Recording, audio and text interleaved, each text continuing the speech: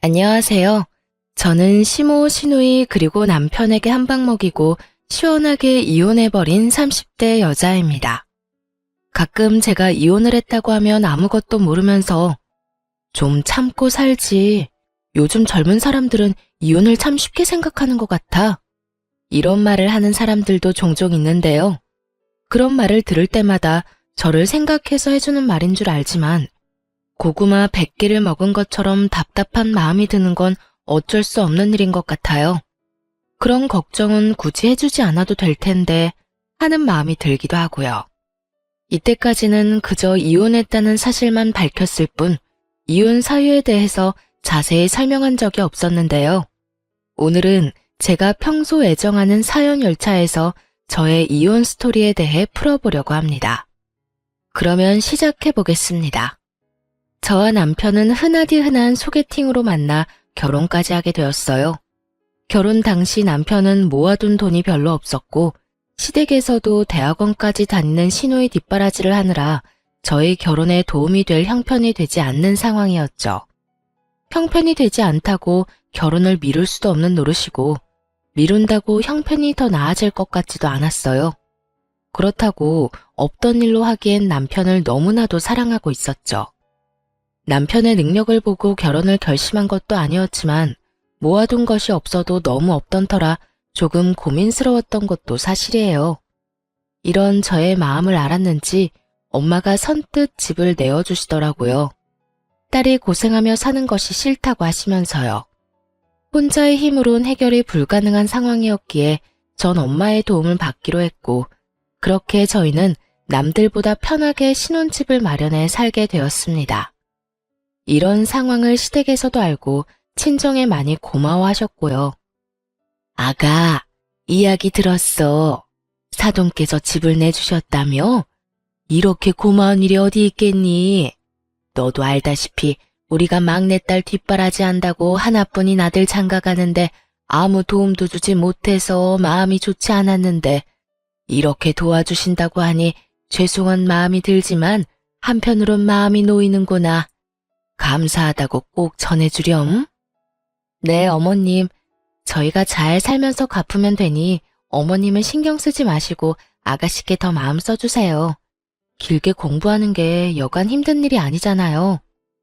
그렇게 말해주니 고맙구나.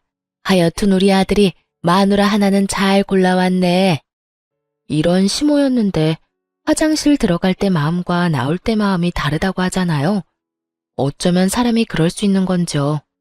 친정에서 집을 받아 결혼할 때는 그렇게나 좋아하며 감사하더니 막상 결혼을 하고 나니 시모가 변하기 시작했어요. 자격지심도 그 정도면 병인데 엄마 집이니 엄마 명의로 두는 것이 당연한 건데도 시모는 저희가 사는 집이면 명의도 당연히 넘길 뿐만 아니라 제 명의도 아닌 공동 명의로 해줘야 하는 것이 아니냐며 딴지를 걸기 시작했어요. 10원짜리 하나 보탠 적도 없는 친정엄마 집을 두고 말이죠. 예, 너 혹시 우리 아들 기 죽이고 그러는 거 아니지? 네? 제가 왜 제 남편 기를 죽여요, 어머님? 그런데 갑자기 그런 말씀은 왜 하시는 거예요? 혹시 남편이 무슨 말 하던가요? 아니, 그런 게 아니라 지금 사는 집이 사돈 명의이지 않니? 그래서 혹시나 우리 아들이 장모 집에 산다는 생각에 기죽어 지낼까 봐서 그렇지. 그러게 진작 해주는 김에 명의까지 다 넘겨주면 얼마나 좋아. 공동명의로 말이다. 그랬으면 우리 아들 어깨 쭉 펴고 살았을 거 아니야.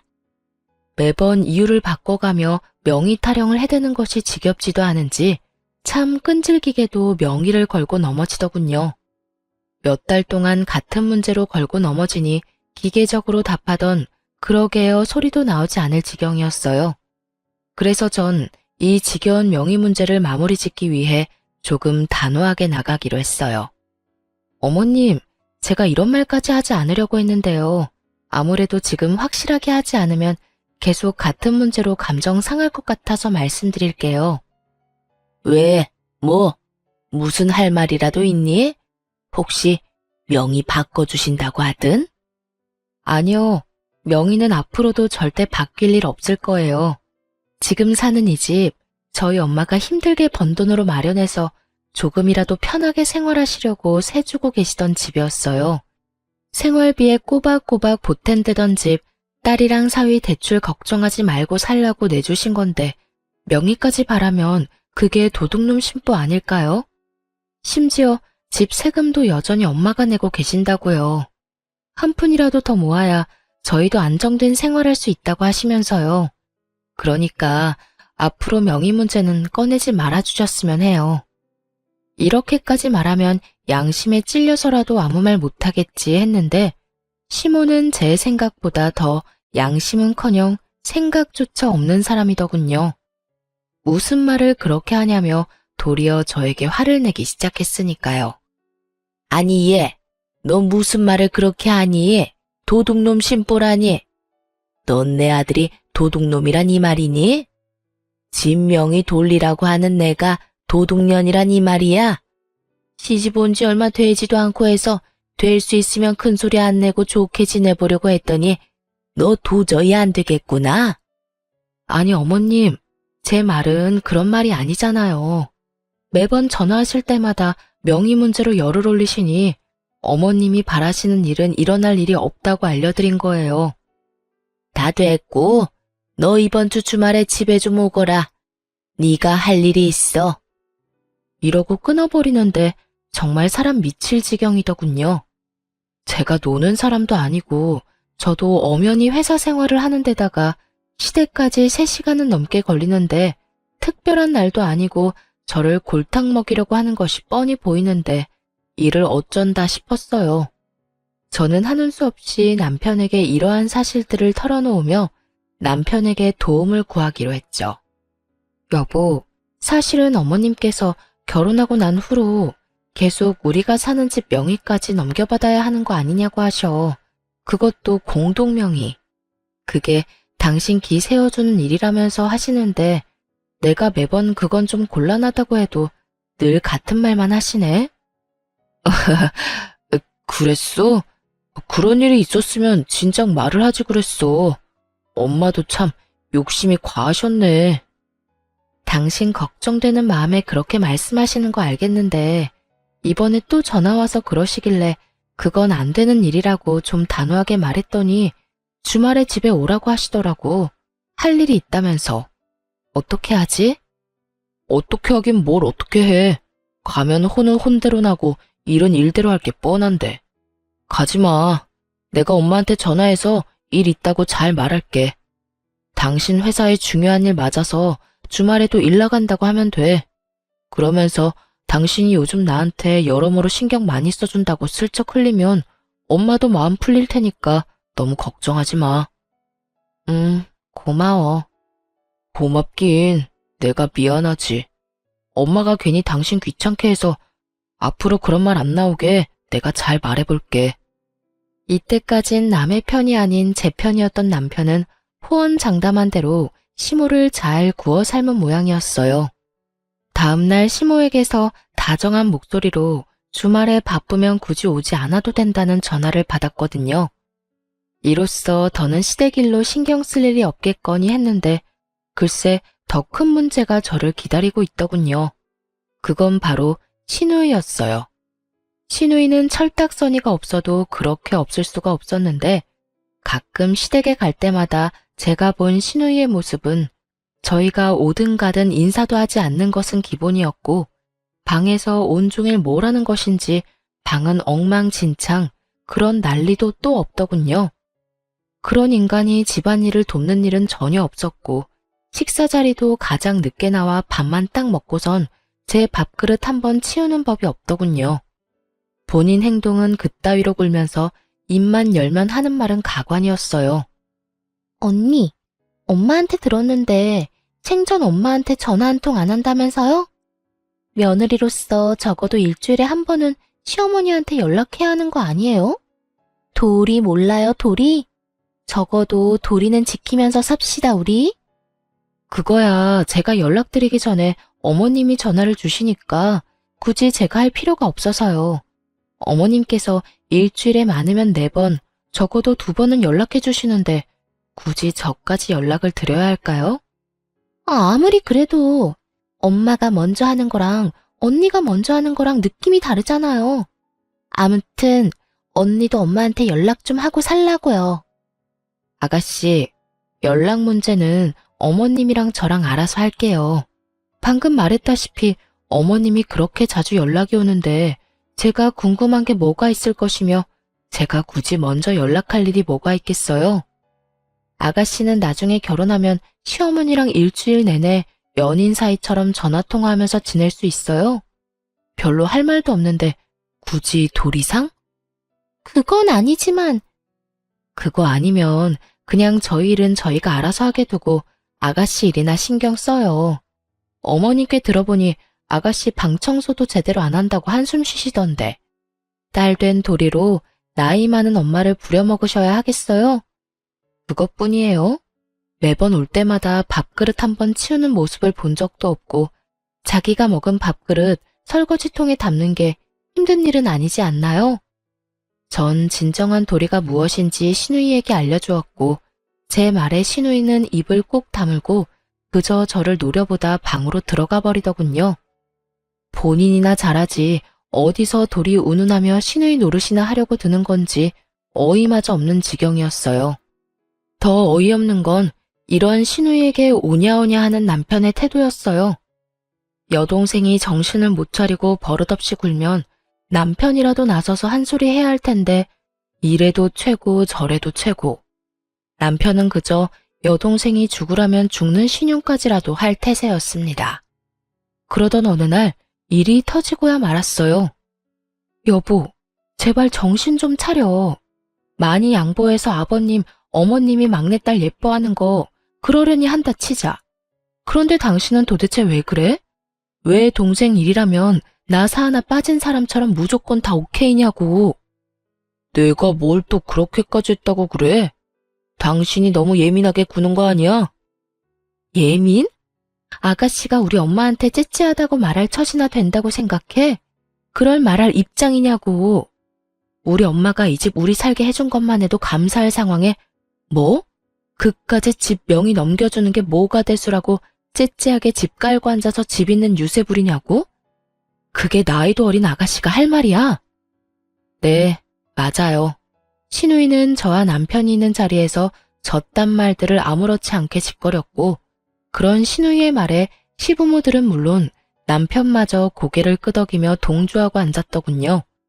이미 시모와도 다 끝난 문제였고 하물며 남편 놈도 그런 시모가 심했다고 해놓고선 막상 시누이가 이야기를 꺼내니 시누 말이 다 맞다며 고개를 끄덕이는 꼴이라니 집으로 돌아오는 길에 너무 화가 나 남편에게 따져 묻게 된 것이었죠. 제가 이렇게 따지면 사과라도 하겠지 싶었는데 남편 놈이 뭐라는 줄 아세요? 올바른 말 하는데 나이가 무슨 상관이야? 말이야 바른 말이라고. 오늘 지연이가 하는 말 들어보니 틀린 말 하나 없던데 뭘. 지연이 말처럼 장모님이 이왕 집 내주신 김에 명의도 같이 내주셨으면 얼마나 좋아. 당신도 내신 명의까지 넘겨주실 거라 바랬던 거 다 알아. 이러는 거 있죠? 그전까진 시모의 과한 욕심이라고 하던 사람은 어디로 갔는지 여동생이 그딴 식으로 한 말을 옹호라고 나서는 꼴이라니. 남편의 말을 듣는 순간 전 머리끝까지 화가 치솟아올랐고 그야말로 남편을 쥐잡듯 잡아버렸습니다. 알긴 뭘 알아. 내가 당신이랑 당신 집 같은 줄 알아? 어떻게 사람들이 양심이 없어? 새 한 푼 내지 않고 우리 엄마 집에서 살면서 뭐? 이젠 명의까지 내놓으라고? 거기에다 째째해. 당신은 다를 줄 알았는데 뭐가 어쩌고 저째? 이럴 줄 알았으면 엄마가 집 들어가서 그냥 살라고 할 때 반대하는 거였어. 아니다. 지금이라도 늦지 않았네. 우리 이사 나가. 이사 나가서 대출을 껴서 집을 사든 월세살이를 하든 그렇게 하자고. 난 더는 우리 엄마한테 감사하기는커녕 명의까지 탐내는 당신이랑 우리 엄마 집에서 못 살아. 제 말에서 깊은 분노를 느낀 남편은 서둘러 그런 뜻이 아니었다며 저를 달래기 시작했고 집에 도착할 때까지 전 한마디도 하지 않았어요. 화가 너무 난 상태였던지라 입을 여는 순간 이혼이라는 말이 나올 것만 같았거든요. 그 후론 남편이나 시댁에서나 명의 이야기는 꺼내는 일이 없었고 저는 최선을 다해 시댁 식구와의 만남을 피하며 지내고 있었습니다. 만날 때마다 기분만 상할 뿐더러 기운만 뺏기니 아무리 시댁 식구라 한들 만나고 싶지 않은 마음이 컸으니까요. 남편 역시 이런 제 마음을 알았는지 굳이 시댁 식구들과 저를 엮지 않고 지내며 가족들이 생각나거나 보고 싶은 날엔 혼자 다녀오곤 하더군요. 지금 생각하면 정말 시댁에 간 건 맞았나 싶긴 하지만요. 하여튼 그렇게 저에겐 평화롭던 어느 날 남편이 제 눈치를 살피는가 싶더니 어렵게 이야기를 꺼내놓더라고요. 여보, 저기 할 말이 있는데 시간 있어? 무슨 말이길래 이렇게 뜸을 들여? 왜? 무슨 일 있어? 그게 다른 게 아니라 지연이가 서울에 온다네? 며칠 지내고 간다나 봐. 아가씨가? 왜? 며칠이나? 한 3일 정도? 놀러 오는 게 아니라 취업 때문에 여기저기 자리 알아본다고 올라온다는데 우리 집에서 좀 지내면 안 돼? 평소 시누이가 집에서 어떤 꼴로 지내는지 뻔히 아는데 저희 집에 들일 순 없는 노릇이었죠. 하물며 서로 앙금도 남아있던 터라 더욱 집에서 지내게 하고 싶진 않더라고요. 누군 고작 3일이라고 할 수도 있겠지만 저에겐 그 3일이 지옥 같을 것이라 믿어 의심치 않았기에 저는 고민할 것도 없이 남편에게 이렇게 말했어요. 당신도 알지? 그때 일로 아가씨나 나나 아직 앙금 남아있는 거. 거기에다 그때 아가씨 그 말 때문에 우리 크게 싸우기까지 했었어. 그런데 우리 집에 아가씨를 3일이나 지내게 하자고? 난 싫어. 절대 싫어. 그리고 아가씨 자기 손으로 뭐 하나 할 줄 아는 것도 없잖아. 나보고 회사 일에 당신 뒷바라지 하는 것도 모자라 아가씨 뒷바라지까지 하라고? 아, 싫어. 여러모로 다 싫어. 그러면 어떻게 해? 서울에 친구도 없다는데. 그러지 말고 당신이 이번 한 번만 양보해줘. 한 번이 2번 되고 2번이 3번 되는 법이야. 난 싫으니까 정 안 되겠으면 호텔이라도 보내든가. 아마 모르긴 몰라도 아가씨는 우리 집보다 호텔이 더 좋다고 할 거다. 왜? 사진 찍어서 인스타 올리고 이런 거 좀 좋아해? 그런가? 하긴 그럴 수도 있겠네. 괜히 우리 집 와서 당신하고 또 싸우기라도 하면 생각만 해도 피곤하다. 그러면 나 지연이 호텔비 결제해 줄 테니까 결제 내역에 호텔 있어도 괜한 오해하지 마. 알겠어. 오해 같은 거 절대 안 할 테니까 집으로나 데리고 오지 마. 그렇게 시누이는 3일 동안 호텔에서 지내게 되었고 저의 예상대로 시누이는 섭섭해하기는커녕 호텔에서 지내는 3일 동안 아주 만족하며 지냈다고 하더군요. 하긴 돈이 얼만데 싫다고 할 수 있겠어요. 그 뒤로도 종종 시누이가 면접 때문에 서울로 올 때면 호텔에서 지내게 되었고 그럴 때마다 남편이 달려가 결제를 해주곤 했어요. 생각보다 그 지출이 커 아까운 마음이 없었던 건 아니었지만 집으로 데리고 와 서로 얼굴 붉히고 괜한 에너지 쏟는 것보단 나은 것이라 생각했기에 그저 지켜만 보고 있었죠. 그런데 아무리 취업 때문이라고는 하지만 시누이가 너무 자주 올라온다는 생각을 지울 수가 없더라고요. 처음엔 결제만 해주고 오던 남편도 시누이가 오는 날엔 함께 저녁을 먹는다며 늦기 시작하더니 어느 순간부턴 함께 면접 준비를 한다며 외박을 하는 날도 종종 생기더군요. 그날 역시 그런 날이었어요. 여보, 오늘 지연이 오는 거 알지? 매번 면접에서 떨어지고 지연이가 요즘 힘들어해. 그래서 하는 말인데 오늘도 지연이랑 있으면서 면접 연습 좀 하려고. 그러면 오늘도 안 들어오는 거야? 아마도. 될 수 있으면 늦게라도 오겠지만 혹시 모르는 일이니까 기다리지 마. 알겠지? 고생해. 괜히 아가씨 호텔로 보냈나? 집에서 지냈으면 당신이 이렇게까지 고생 안 해도 되는 건데.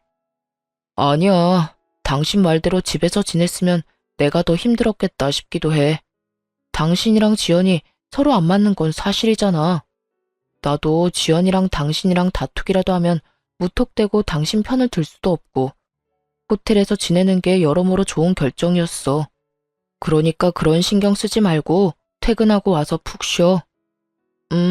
알겠어. 조금 미안하더군요. 남편의 외박이 잦아지며 쎄한 기분이 들었는데 저렇게까지 저를 신경 써주고 있었다니 괜히 미안한 마음이 들기도 하더라고요. 그런 마음이 들자 그래도 신우이가 취업 좀 해보겠다고 서울까지 와서 저 고생을 하는데 언니라는 사람이 마냥 손 놓고 있는 것도 좀 아니란 생각도 들었고요. 그래서 전 퇴근 후 호텔로 찾아가게 되었습니다. 평소 남편이 신우이가 올 때마다 결제해주던 호텔을 알고 있었던 터라 호텔로 찾아가 남편에게 전화를 걸었지만 전화를 받지 않더라고요. 바쁜가 하는 마음에 신우이에게 전화를 걸려는 순간 남편의 뒤통수가 보이더군요. 신우이가 아닌 낯선 여자와 끌어안다시피 어깨동무를 하고 걸어가고 있는 남편의 뒤통수가요. 그 순간 저는 정말 이성의 끈을 놔버렸고 그대로 두 연놈에게 말 그대로 돌진을 하고 말았습니다. 야, 그 여자가 네 여동생이냐? 저는 소리를 질러버렸고 저를 발견한 남편은 많이 당황한 듯 뒷걸음질을 치며 말까지 더듬고 있더군요. 여보, 여길 어떻게... 그게 어떻게 된 일이라면... 그게 말이지... 현장에서 딱 걸렸으니 무슨 변명이 필요하겠어요?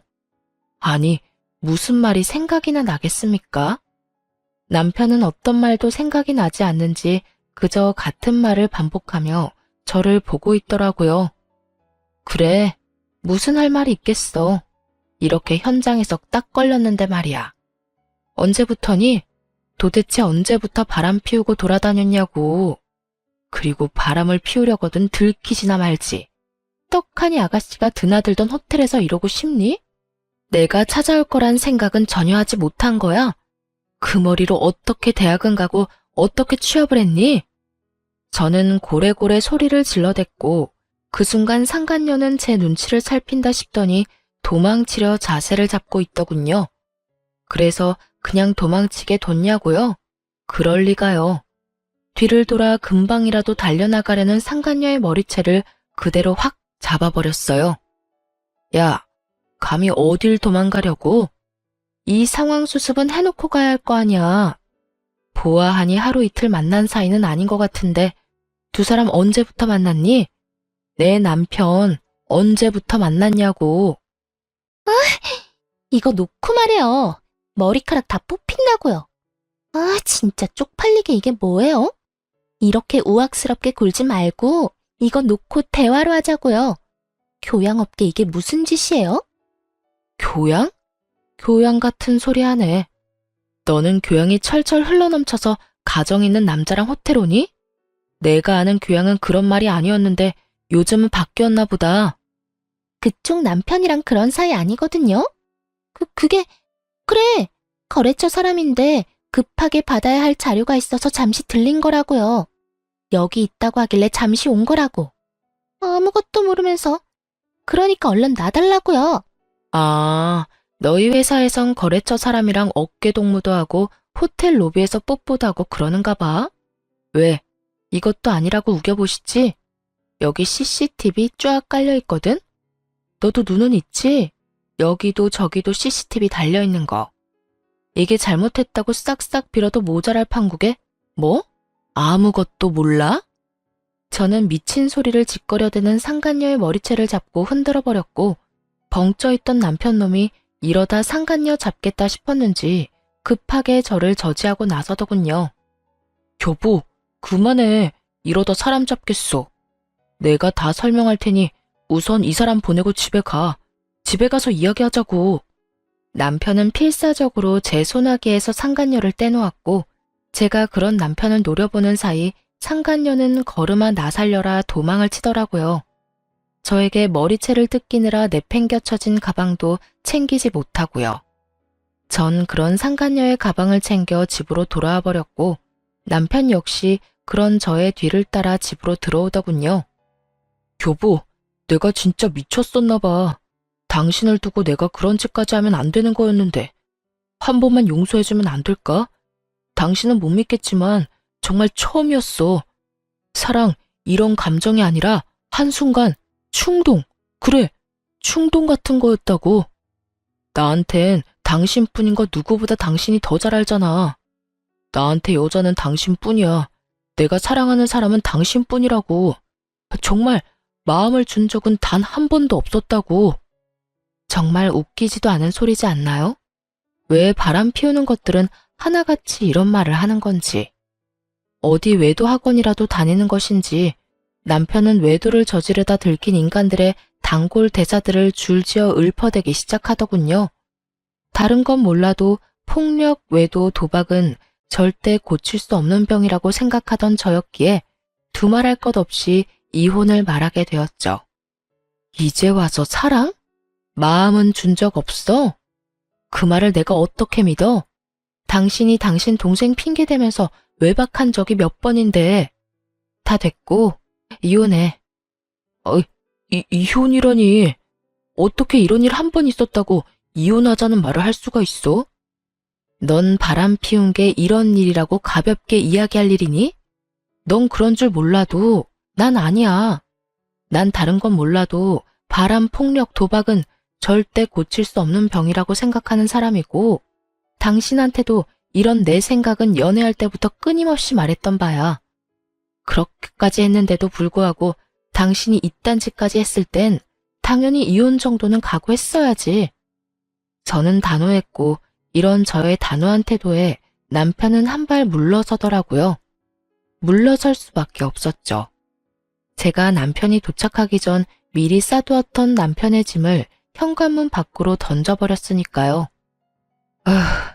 당신 지금 너무 흥분한 것 같다. 그래, 너무 흥분해서 당신이 지금 무슨 말을 하고 있는지도 모르는 것 같은데 나중에 이야기해. 나중에 흥분 좀 가라앉고 나면 그때 이혼이든 뭐든 이야기하자고. 이렇게 말한 남편은 집을 나가버렸고 그런 남편의 뒷모습을 보며 정말 배신감에 치가 떨리는 기분이 무엇인지 알 것 같더군요. 잠깐이라도 저딴 인간한테 미안함을 느낀 제가 한심스럽기도 하고 왜 단 한 번도 저런 남편을 의심하지 못했을까 하는 마음이 들기도 하고요. 하긴 여동생 핑계로 그것도 다른 것도 아닌 취업을 앞세워 외도를 저지르고 있었으니 의심을 할 수도 없는 상황이었죠. 거기에다 시누이가 정말 올라온 적도 있었고 그런 시누이라면 벌벌 떠는 남편이었으니 꿈에도 생각하지 못했던 것입니다. 그렇게 남편에 대한 원망과 스스로에 대한 한탄으로 치를 떨고 있는데 집에서 나간 지 5분도 되지 않은 남편에게서 전화가 오더군요. 제 휴대전화가 아닌 상간녀가 미처 챙기지 못한 가방 안에 들어있던 상간녀의 휴대전화로요. 하트만 5개인 이름이 뜨고 전 직감적으로 남편임을 알았고 전 전화를 받아 아무 말도 하지 않고 있었어요. 제가 아무 말도 하지 않자 남편은 화가 난 상간녀가 아무 말도 하지 않고 있다고 생각했는지 혼자 말을 쏟아내기 시작하더군요. 자기야, 화 많이 났어? 왜 아무 말도 안 해? 그래. 나 같아도 화 많이 났을 것 같아. 미안해. 내가 좀 더 조심했어야 했는데 갑자기 그렇게 찾아올지 꿈에도 몰랐어. 나 집에서 쫓겨났다? 이혼하자네. 눈 하나 깜짝하지 않고 이혼하자는데 어쩌면 그렇게 독한지. 하긴 그 여자가 독한 구석이 있어. 내가 말했었지? 그 여자 독하다고. 차라리 잘 됐어. 내가 빨리 정리할 테니까 자기가 늘 원하던 대로 우리 같이 살자. 나 이제 자기뿐이야. 내가 그 여자랑 정리만 깔끔하게 되고 나면 자기한테 잘할게. 우선 이혼 전까진 우리 거리를 좀 두면서 지내야 할 것 같아. 이 여자 지금 눈이 완전 뒤집혀서 무슨 짓까지 할지 예상이 안 돼. 혹시나 회사 찾아와서 난리라도 부리면 우리 둘 다 무사히 회사 생활하는 건 힘들 거야. 내가 끝까지 이혼은 안 된다고 하면서 이 여자 마음 달래면 이혼은 하더라도 회사까진 찾아오지 않을 거야. 그렇게까지 치사하게 굴 여자는 아니거든. 하여튼 지금도 당장 자기한테 가고 싶은데 혹시나 사람 붙였을 수도 있어서 못 가. 그러니까 너무 섭섭해하지 말고 많이 놀라고 화났을 텐데 진정 좀 하고 쉬어. 그럼 끊을게. 사랑해 자기야. 난 자기밖에 없어. 끝까지 절절한 남편의 고백을 듣고 있자니 덜덜덜 떨리던 치가 촥 가라앉는 느낌이 들더군요. 머리가 확 맑아졌다고나 할까요? 배신감에 마비되었던 이성이 제자리를 찾으며 정신이 또렷해졌어요. 전 상간녀의 가방을 살펴보기 시작했고 남편의 회사명이 찍힌 볼펜부터 물티슈까지 나오더군요. 남편의 말과 회사명이 찍힌 물건들을 보아하니 상간녀는 절대 거래처 사람이 아닌 같은 회사 동료일 거란 확신을 하게 되었어요. 다음 날 전 상간녀의 가방을 챙겨 남편의 회사로 갔고 아니나 다를까 저의 확신처럼 남편 대신 상간녀가 남편의 부서에서 저를 반겨주더군요. 여길 어떻게... 여기서 이러지 말고 나가서 이야기해요. 당신 남편도 지금 여기 없다고요. 지금 아침 회의 들어가서 여기 없어요. 그러니까 나가서 이야기하자고요. 저를 본 상간녀는 저를 잡아 끌며 속삭이기 시작했고 전 그런 상간녀의 팔을 뿌리치며 큰 소리를 내며 말했어요. 어제 머리채 잡힌 거로는 부족했어? 어디서 감히 내 몸에 손을 대? 왜? 오늘은 뺨이라도 한 대 때려줘? 외부인의 등장과 그 외부인의 입에서 나온 자극적인 말들. 사무실 안의 사람들의 이목을 주목시키기엔 부족함이 없는 조합이었죠. 그 조합에 보답하듯 사람들의 시선이 상간녀와 저에게 꽂히기 시작했고 상간녀는 안간 힘을 쓰며 저를 설득하려 애를 쓰더군요. 그런 게 아니라 여긴 회사잖아요. 제가 다 잘못했으니까 제발 나가서 이야기해요. 누구 좋으라고 나가서 이야기해. 내 남편은 어디 갔니? 아, 네 애인이라고 해야 하나? 이게 무슨 상황인가 눈을 반짝이며 구경하던 사람들은 제 말을 듣자마자 저마다 놀라 탄성을 자아내기 시작하더군요. 손가락질하며 그럴 줄 알았다 하는 사람들도 있었고요. 이보세요. 이것도 엄연히 명예훼손인 거 알고 있어요? 경찰에 신고하기 전에 당장 나가요. 나가서 이야기를 나누든 뺨을 때리든 나가서 하자고요. 경찰? 경찰은 내가 부르고 싶은 심정이야. 아, 다 됐고 내 남편 얼굴 보고 가겠다는데 그것도 안 되는 거니? 호텔은 너랑 다녀도 호적은 아직 내 남편인데 얼굴 정도는 보고 가야 하지 않겠어? 이호민 씨, 혹시 이호민 씨 어디 갔나요? 제 입에서 남편의 이름이 나오는 순간 남편이 저에게로 달려오는 모습이 보이더군요. 얼굴이 사색이 되어서요. 여보, 회사까지 찾아오면 어떡해? 내가 내 발로 오겠다는데 네가 무슨 상관이야? 그리고 내가 그냥 왔겠니? 네 애인 가방 주러 왔어. 어제 호텔에서 두고 간 가방. 아, 여기 안에 전용 휴대전화도 있었는데 몰랐지. 하긴 몰랐으니까 어제 전화로 그딴 말이나 짓거려댔겠지. 여보, 그럼 어제 나랑 통화한 게 당신이야? 다 듣고 있었던 거야? 그런데 왜 아무 말도 안 했어? 내 욕을 그렇게나 하는데 내가 무슨 할 말이 있겠어. 그렇게 싫어하는 줄도 모르고 참고 산 내가 바보 등신이지. 하여튼 이 가방 안에 우리 이혼 서류도 들었으니까 도장 찍어서 법원에서 봐. 그렇게 원하는 이혼 해줄 테니까 둘이 함께 알콩달콩 잘 살아봐. 그 행복 언제까지 이어질진 모르겠지만 그렇게 소원이라니 물러서 줘야지. 여보, 그 말을 다 진심이라고 생각하는 거야? 어제는 나도 화가 나서 그랬어. 다 진심일 리가 없잖아. 그리고 아무리 그런 상황이라도 그렇지 회사까지 찾아오면 어떡해. 이렇게까지 난장판을 치면 회사 생활 어떻게 하라고. 내가 이 와중에 니놈 회사 생활까지 걱정해줘야 해? 전현 회사 생활까지 걱정해줘야 하냐고. 내가 너같이 모자란 거 데리고 살아주니까 진짜 혹은 줄 알았니? 네가 잘못했다고 빌면 마음 약해져서 네가 원하는 대로 움직여줄 거라 생각했어? 꿈도 꾸지 마라. 내가 이때껏 참고 산 건 니까지 것도 남편이었으니까, 니까지 걸 사랑했으니까 다 참고 산 거야. 이젠 나한테 사랑 같은 건 없어. 그러니까 나한테 다른 거 기대하지 말고 이혼 준비나 해. 전 냅다 소리를 질러버렸고 제 말을 듣고 있던 직원분들 중엔 저에게 감정이입을 과하게 하셨는지 우시는 분도 계시더군요. 그 사람들 사이에 손톱을 물어뜯으며 주변 눈치와 제 눈치를 살피는 상간녀와 눈이 마주치는 순간 저는 이렇게 말하고 그 자리를 떠났습니다. 너 상간녀 소송 준비해? 아주 잘 열심히 준비하는 게 좋을 거야. 내가 너도 가만두진 않을 거니까. 그렇게 무사히 이혼 통보와 함께 회사에 소문내기를 마친 저는 변호사를 만나며 이혼 준비에 정신없는 날들을 보내고 있었어요. 이혼 결정만 하면 당장이라도 이혼할 수 있을 줄만 알았는데 현실은 그렇지 않더라고요. 특히나 남편은 이혼에 협조적이지 않았고 상간녀 역시 쉽게 인정하지 않았어요. 그렇게 점점 지쳐가는 사이 저의 전투력을 다시금 일깨워주는 연락을 받게 되었어요. 그 상대는 바로 신우이였어요.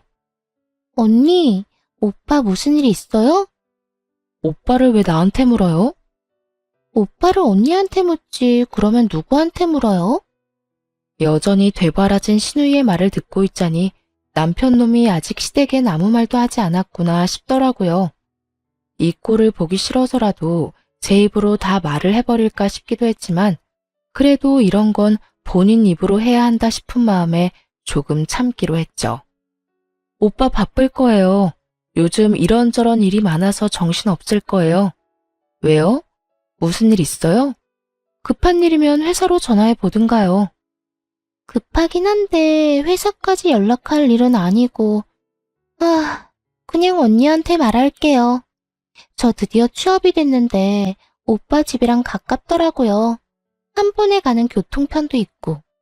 그래서 말인데 저 따로 지낼 곳 구할 때까지 오빠 집에서 지내도 되죠? 한 달 정도면 되지 않을까 싶은데. 역시는 역시다 싶더군요. 어쩌면 처음부터 끝까지 이리도 당당하게 사람 속을 뒤집어 놓을 수가 있는지 전 당연히 안 된다고 했고 신우이는 개거품을 물며 따지기 시작했어요. 하루도 절대 안 되는 판국에 한 달이요? 될 거라고 생각하는 건 아니죠? 혹여나 그런 기대 같은 거 하는 거면 버려요. 난 절대 내 집에 아가씨를 들일 생각 따윈 없으니까. 그러니까 받을 때까지 오빠한테 전화해서 그 잘난 아가씨 오빠랑 상의해요. 애먼 사람 괴롭힘을 생각하지 말고. 말 진짜 섭섭하게 하네. 언니, 오빠만 가족이에요? 언니도 엄연히 저랑 가족이잖아요. 이럴 땐 가족끼리 발벗고 서로 돕고 사는 게 도리라고요. 평소에 저를 언니 취급이라도 해줬으면 몰라 저만 봤다 하면 지나가는 개만도 못한 취급을 하던 신우이가 저딴 말을 짓거려대니 그것 참 어이가 없어 웃음이 다 나오더군요. 그 와중에 또 도리 어쩌고 하는 꼴이 잠시 사그라들었던 저의 복수 의지를 불태우기도 했고요. 이 골빈 신우이를 어떻게 해야 하나 고민하는데 저의 고민을 덜어주려는 듯 신우이가 친히 해결책을 내놓더군요. 언니, 다 됐고 언니가 그렇게 싫다고 하니 그냥 호텔로 갈게요. 매번 지내던 호텔 알죠? 거기서 한 달 지내면서 집 알아보면 되겠네. 호텔이요? 한 달? 그 돈이 얼만 줄이나 알아요? 한두 푼도 아니고 괜찮겠어요? 호텔비? 그건 언니가 줄 거잖아요. 집에도 못 오게 했으면 적어도 비용이라도 지원해줘야 하는 게 도리 아니에요? 호텔도 처음엔 혼자 있으려니 무섭기도 하고 그랬는데 생각해보니까 언니 집보단 호텔이 더 편할 것 같아요. 청소해줘, 밥 줘.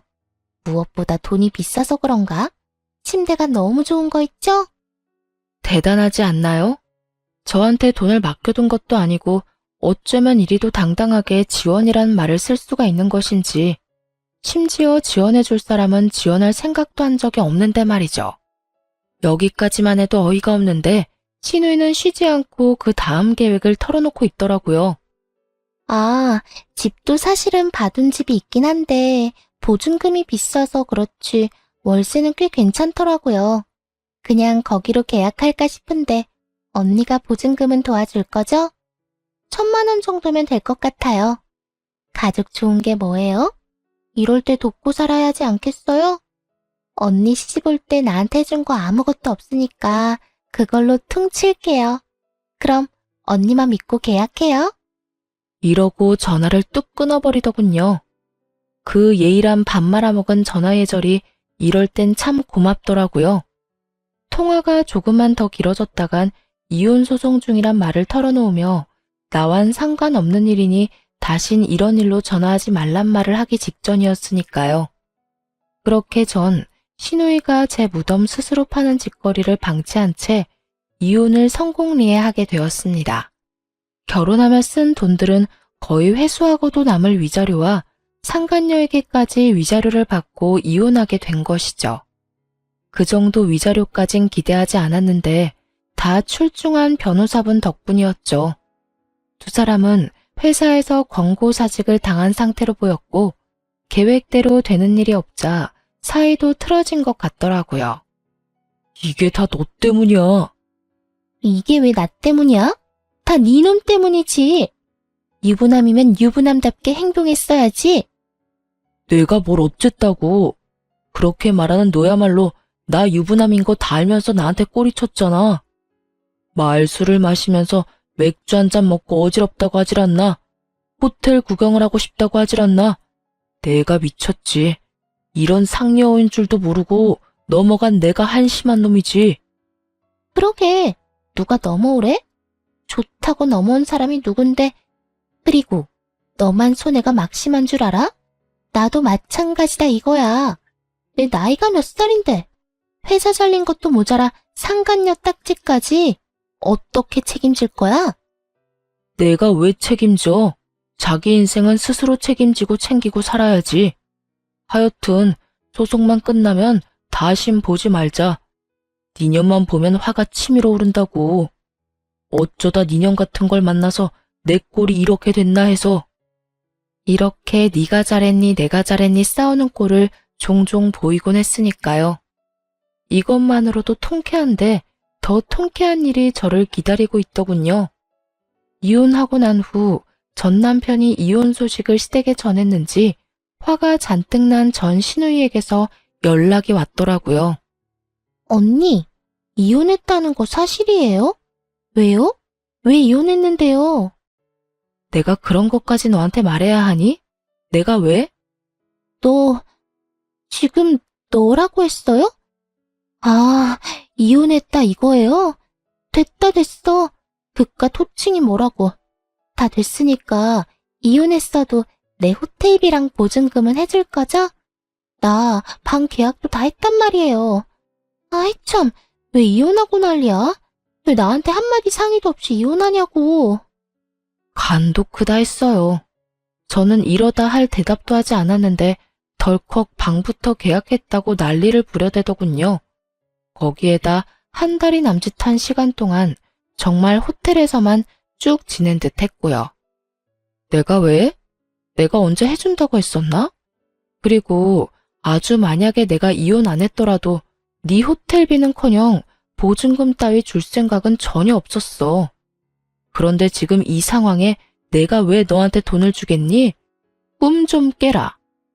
이제 와서 그렇게 나오면 어떡해요. 지금 쓴 돈이 얼만데. 그러지 말고 호텔비는 오빠한테 달라고 할 테니까 보증금이라도 좀 해달라고요. 마지막 선물. 그래, 마지막으로 나한테 주는 선물이라고 생각하면 되겠네. 마지막 돌이라고 생각하고 오빠한테 받은 위자료로 딱 보증금만 해줘요. 해달라고요. 아, 해달라고. 이러면서 악을 쓰기 시작하는데 도저히 좋은 말론 말이 통하지 않겠더라고요. 제 입 더러워지는 것이 싫어 험한 말은 하고 싶지 않았는데 하는 수 없겠더군요. 이런 미친년이 있나? 야, 미쳐도 곱게 미쳐. 너 나한테 돈 맡겨놨어? 어디 빚쟁이처럼 돈 내놓으라고 이 난리야? 네가 쓰고 네가 쓴 돈 네가 알아서 해결해. 그리고 말끝마다 돌이 찾아대는데 그 좋아하는 돌이 너나 잘 지켜. 나이 먹고 자기 밥그릇 하나 씻을 줄도 모르고 자기 방 청소 한 번 제대로 한 적 없는 년이 어디서 감히 돌이 타령이야. 다시 한번 전화해서 돈 내놔라 하기만 해봐. 내가 네 회사까지 찾아가서 입사하자마자 잘리게 해줄 거니까. 알겠으면 끊어. 제 말이 통했는지 그 뒤론 연락 같은 건 오지 않더라고요. 얼마나 통쾌했는지 모릅니다. 제 입까지 더럽힌 것이 못내 찝찝하긴 했지만 어찌되었든 할 말은 다 했으니까 그걸로 됐다 싶었어요. 그렇게 그 질긴 인연도 끝일 거라 생각했는데 며칠 뒤 전 남편에게 연락이 와 득달같이 따지고 들더군요. 너 진짜 무슨 생각으로 그랬어? 나 엿먹이려고 그랬냐? 우리 지연이 엿먹이려고 그랬냐고.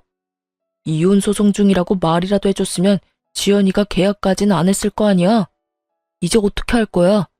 호텔비야 내가 줬지만 계약금은 다 날리게 생겼다고. 이 지긋지긋한 인간은 끝까지 제 탓을 하며 물고 늘어지더군요. 하긴 이런 인간이니 외도나 저지르고 회사도 잘리는 게 아니겠어요? 전 그런 남편놈에게 한껏 비웃음 가득한 목소리를 내며 이렇게 말해주었어요. 동생이라는 년이나 오빠라는 놈이나 쌍으로 미쳤구나. 정신 차려. 호텔에서 돈 쓴 것도 네 동생, 생각 없이 덜컥 계약부터 한 것도 네 동생이야. 계약금 날리는 게 아까우면 네가 대출을 받든 장기를 팔든 해서 보증금 해주면 되는 거고, 그것도 안 되면 네 집에 말해. 나한테 이러지 말고. 뭘 잘했다고 나한테 그런 설명을 해라 마라 명령질이야? 내가 이혼할 판국에 그런 설명까지 친절하게 하리? 제발 정신 차리고 나한테 2번 다시 연락하지 마. 알겠어? 전화를 끊은 저는 그 지긋지긋한 인간들의 전화를 다 차단하며 비로소 전 남편과 전 시댁과의 인연의 마침표를 찍었습니다. 그 후 신혼집으로 지내던 집은 다시 세를 주고 전 친정에서 지내고 있습니다. 오만정이 떨어진 이혼이라고 한들 심적으로 너무 힘들더라고요. 그런 저에게 친정엄마는 함께 살자고 해주셨고 저는 죄송하긴 했지만 엄마의 뜻을 따르기로 했습니다. 처음엔 엄마 역시 상심이 크시긴 하셨지만 그간 제가 어떻게 지냈는지 듣게 되시며 차라리 잘했다고 해주시더라고요. 그렇게 살다간 제 명대로 살진 못했을 거라고요. 전 여전히 회사에 다니며 잘 지내고 있어요. 이혼 이후 그간 꽉 막혔던 운이 트이는 듯 일도 잘 진행된다 싶더니 현재는 진급까지 앞두고 있어요. 일도 잘 풀리고 가정에서 스트레스 받을 일도 없으니 삶의 활력도 생기고 마음도 훨씬 여유로운 것이 왜 진작 이혼하지 않고 버티고 살았나 후회까지 되는 거 있죠. 이로써 저의 긴 사연도 끝이 났네요. 저의 긴 사연 함께 해주셔서 감사합니다.